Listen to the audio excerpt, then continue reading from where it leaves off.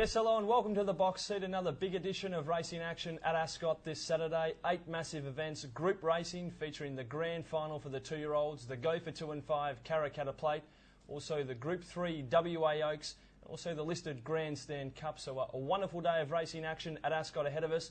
And joining me to find all the winners, a very warm welcome to Josh Rodder. Josh, welcome to you. Hello, Matt, and hello to everyone in the world of PR.com. Can't wait for Saturday. Bada bing, bada boom. This is what it's all about, Matt. It's the Karrakatta Plate, the grand final for our babies. You can relate it to a blue diamond, a golden slipper. This is what trainers and jockeys, this is what they get up at 4 o'clock in the morning for these big ones. Yeah, it's a very big race. $500,000 Group 2 event for the 2-year-olds. As I said, also the WA Oaks, the grand final for the 3-year-old fillies, and the listed Grandstand Cup. So a wonderful day of racing action. And weather-wise, after we've had somewhat of a wet week, we're expecting fine conditions on Saturday with a top of 26 degrees. The track going's a good 3. The rail's back to the true position. The penetrometer 6.2, Joshy. So we're all set for a massive day with that rail back in the true position. That's the only thing that usually changes, the rail. The good 3, 6.2 is what we usually get here at Ascot. It's the best draining track in Australia. Interesting for a summer track, but we've had plenty of rain this week, and looking forward to the perfect racing surface on Saturday, where barriers and on-pace runners are probably going to be suited early in the day. We think so, Josh. The inside pad has been protected over the past month or so. So back to the inside, I'm sure horses that find the rail are going to be awfully hard to run down, Joshy. Now, we're going to have a quick look at the tips tally. I think it's been 2 weeks in a row, Joshy. Now, you need to lift. Octagonal, the Big O.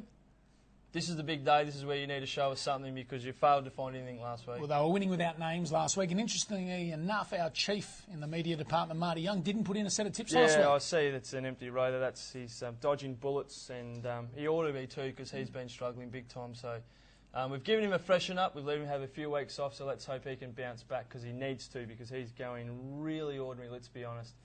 For a chief, it's very disappointing. Anyway, Joshy, there's 8 big events to talk about. This is race 1 of the day, the Carbon Sports Bar Handicap over the 1,000-metre journey for the 3-year-old. Start time is 12:30.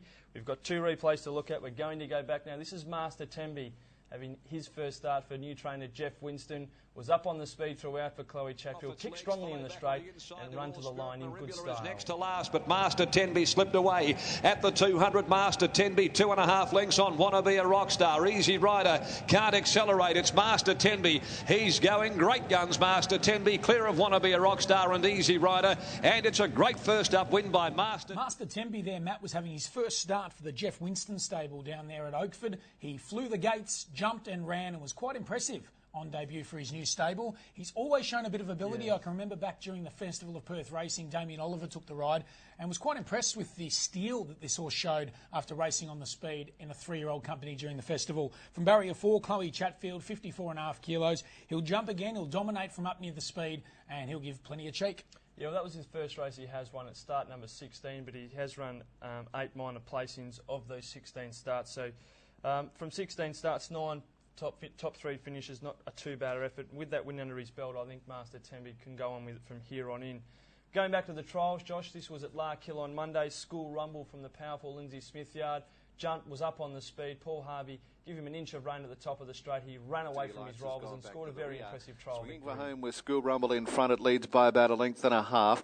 Down on the inside is Queen of Leon and Big City Lights getting through, and deeper out on the track was 2 Grand Tommy. They were followed on the outside of it as they get close to home later, and the widest was Grandiosity, but it's all School Rumble in the run to the line, drawing right away from Big City Lights, holding down second, and School Rumble goes on to score well. School Rumble, a 3-year-old by Sequalo, has always shown a lot on the trial track. He had 2 starts back in the early spring in his first preparation, and he's returned in good order, judging on that trial. He was straight to the front by Paul Harvey, and he dominated from the front. He was very impressive. It was the fastest 3-year-old trial of the morning, and he had something up his sleeve. He's drawn awkwardly in barrier 9. He's going to have to be used up, and that's the query. First up, inexperienced maiden against some more seasoned 3-year-olds. That is the big question mark.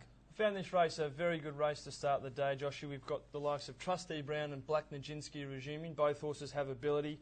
Peachtree was disappointing last start. Run Prior was good. The blinkers go on. And the Entourage hasn't started since the 23rd of January. Has always shown a fair bit of ability over the 1,000-metre journey. Of those horses, I think we're all keen on seeing Trusty Brown resume. Happy to back 2 horses in this race. 1, Trusty Brown. I think he's a very promising horse. I know he's drawn barrier 10. He's a versatile type of animal. He's been used up early in his races and kicked on at the finish. He's gone back and he's got a devastating turn of foot. Troy Turner to take the ride. There looks to be good pressure. The likes of Master Tembi, the Entourage pushing forward, and I think it'll suit a horse like Trusty Brown who can just sit off them. You'd think he'd come back a bigger and stronger package this time in. Peachtree, on times, it was nearly impossible for her to win the other day. They ran 37.44 for the first 600, and she was home in 34.05 with the 57 kilos against older mares. I thought the run wasn't as bad as first thought, and her first win here in WA I thought was full of merit. Drawn the good barrier 3, blinkers on, no jockey riding better than Daniel Stake. This horse is going to be humming out of the gates and be thereabouts for a long way. I think they're the 2 to beat, but I'm going to go with 1, Trusty Brown in race number 1. One other horse, Josh, number 8, Ascot Waters. Thought the recent trial effort was very good. It was solid. Would prefer to see this afternoon. He's probably going to end up 3 back the fence, and from there need a little bit of luck. All right, your final selection in race 1? Going 1, Trusty Brown yourself? Yes, I'm going to go with you, Josh. I think he's a very promising horse, and for me, race 1, number 1, Trusty Brown. Get us off on a winning note at Ascot on Saturday.